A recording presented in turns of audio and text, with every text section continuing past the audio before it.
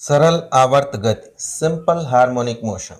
जब कोई कण अपनी साम्य स्थिति के इधर उधर एक सरल रेखा में इस प्रकार गति करे कि कार्यरत प्रत्यानयन बल विस्थापन के अनुक्रमानुपाती हो तथा उसकी दिशा साम्य स्थिति की ओर हो, तो इस गति को सरल आवर्ती गति कहते हैं। सरल आवर्त गति, इसकी शर्तें। पहली शर्त क्या है? कण की गति साम्य स्थिति के इधर उधर सीधी रेखा में हो। दूसरा, प्रत्यानयन बल साम्य स्थिति से विस्थापन के अनुक्रमानुपाती हो। तीसरा है, बल की दिशा सदैव साम्य स्थिति के ओर हो।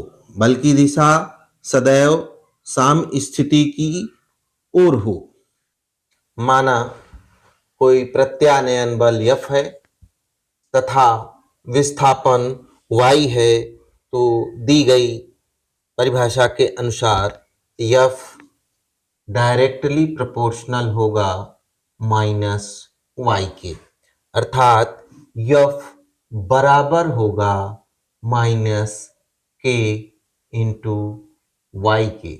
यह सिंपल हार्मोनिक मोशन की कंडीशन है, अर्थात सरल आवर्त गति की शर्त है जहाँ की k